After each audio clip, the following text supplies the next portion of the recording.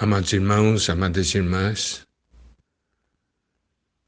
nós vimos que a raiz da nossa ansiedade é a nossa preocupação pela nossa vida, pelo nosso corpo. E o Senhor nos diz para nós não andarmos ansiosos, não ficarmos indagando sobre o que havemos de comer ou beber e não nos entregarmos a essas inquietações. Ele nos mandou observar as aves dos céus e passou um recado para nós. Vocês têm um Pai celeste que se preocupa com vocês e que irá sustentá-los. E diz assim: não valeis vós muito mais do que as aves? Falando, você tem valor para Deus. Deus vai cuidar de você. Seu Pai vai cuidar de você. Continuando o encargo, então, a partir de Mateus capítulo 6, 27, diz: qual de vós, por ansioso que esteja, pode acrescentar um côvado ao curso da sua vida? Aqui o Senhor está falando, a ansiedade vai fazer mudar alguma coisa? A ansiedade vai fazer com que você viva mais? A ansiedade é a solução para o problema? A ansiedade é a solução para a incerteza? Não é. Mas, por isso que o Senhor nos diz, no versículo 28, por que andais ansiosos? Por que andais ansiosos? E ainda diz assim: considerai como crescem os lírios do campo, eles não trabalham nem fiam. 29, eu contudo vos afirmo que nem Salomão em toda a sua glória se vestiu como qualquer deles. Essa questão da ansiedade, trazer um proveito, se a ansiedade vai mudar o problema, é algo que nós precisamos considerar. Se a ansiedade não resolve, por que nós estamos ansiosos e por que ficamos ansiosos? Gostaria de compartilhar com vocês uma experiência minha. Talvez vocês perguntem: irmão Miguel, você é ansioso? Sou uma pessoa muito ansiosa. Sou sim. Vocês pensam: puxa, parece que o Miguel é tão calmo. Eu sou ansioso. Por quê? Todo ser humano é ansioso.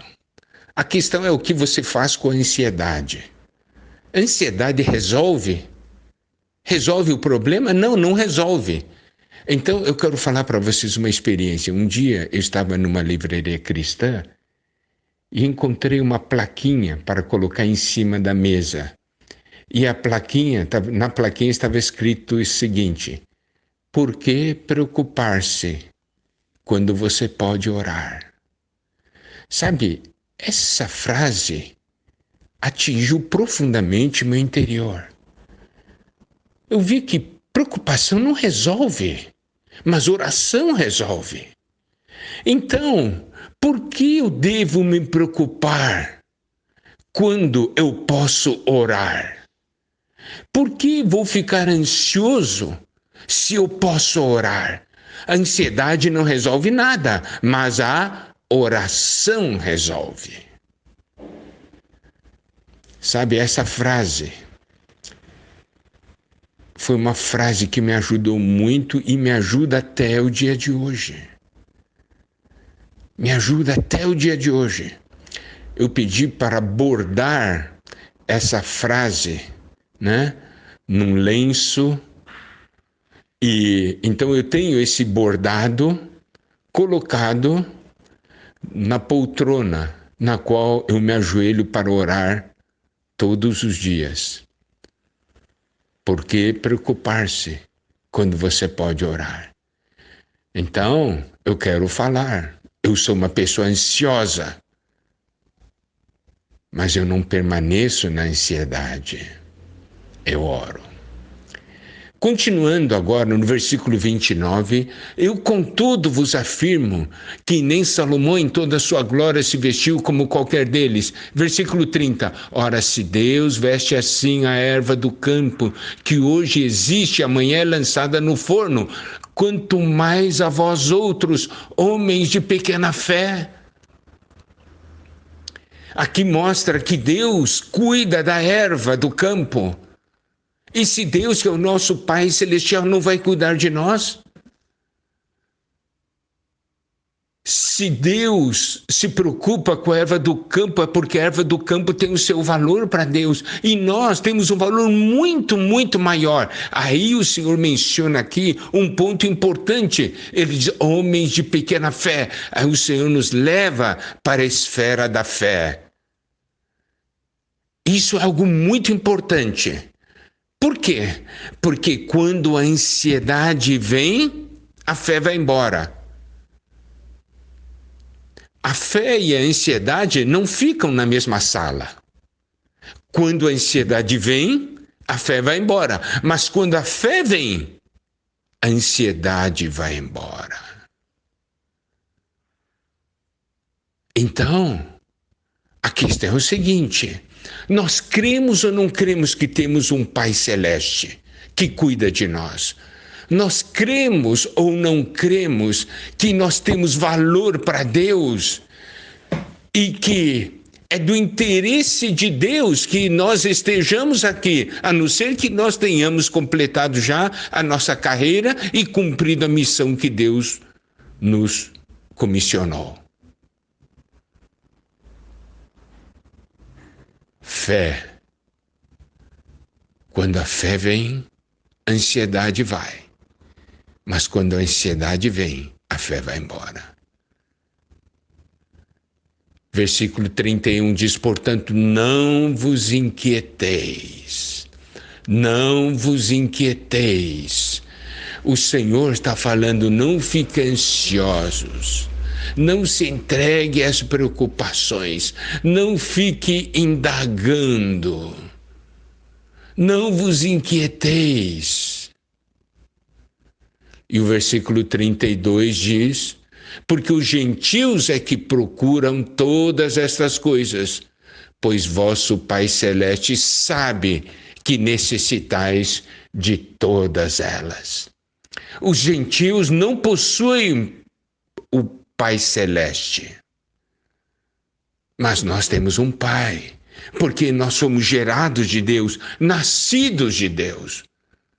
Os gentios procuram essas coisas, mas nós temos um Pai Celeste que conhece cada uma das nossas necessidades, pois vosso Pai Celeste sabe que necessitais de todas elas. Mateus capítulo 6, versículo 8 nos diz, não vos assemelheis, pois a eles, porque Deus, o vosso Pai, sabe o de que tendes necessidade antes que lhe peçais. Mesmo antes de você orar, Deus já sabe de todas as suas necessidades. Então, por que Deus quer que nós oremos se Ele já conhece? Porque a oração não é para a solução de problemas. Oração é para termos comunhão com Deus, comunhão com nosso Pai Celeste. A solução do problema é uma consequência da nossa comunhão com o nosso amado Pai. Por isso, no versículo 33 diz, buscai, pois, em primeiro lugar o seu reino e a sua justiça, e todas essas coisas vos serão acrescentadas. Então nós oramos para buscar o seu reino e sua justiça. Claro, nós vamos falar para Deus o que nós necessitamos, e o Senhor vai acrescentar todas as outras coisas. Se lembra em Mateus capítulo 6, quando o Senhor Jesus ensinou os discípulos a orar, Como é que ele pediu? Como que ele ensinou a oração? Ele diz, portanto, vós orareis assim. Isso está em Mateus capítulo 6, versículos 9 a 11. Pai nosso que está nos céus, está vendo aqui? Ele menciona, você tem um pai, tá? Santificado seja o teu nome. Venha o teu reino. Faça-se a tua vontade assim na terra como no céu. Isso é o quê? É buscar o reino. O seu reino e a sua justiça. Para que a vontade de Deus seja feita em nossas vidas. Nós oramos por um Pai. Queremos que seu reino venha. Queremos que sua vontade seja feita em nossas vidas. Seja feita nessa terra. Isto é buscar em primeiro lugar seu reino e sua justiça. E aí na oração continua assim, o pão nosso de cada dia dá-nos hoje. Então essas são as demais coisas que serão acrescentadas. E aqui, quando está orando o pão nosso de cada dia dá-nos hoje, nós mostramos uma coisa. Nós sabemos que é o nosso Pai que nos dá o pão. Não é o mundo, não é a nossa força, não é a nossa capacidade. Nós temos um Pai que nos dá o pão. E nós falamos, Pai, me dá o pão de hoje. Louvado seja o Senhor. Buscar em primeiro lugar o seu reino e a sua justiça. E todas as coisas vos serão acrescentadas. Nós temos então vigiar. Quando ele está falando para nós observarmos, quando ele diz para nós considerarmos como Deus veste as ervas do campo. E aqui temos orar, que é buscar o seu reino e sua justiça na comunhão com ele. Louvado seja o Senhor, vigiar e orar. Continuamos amanhã.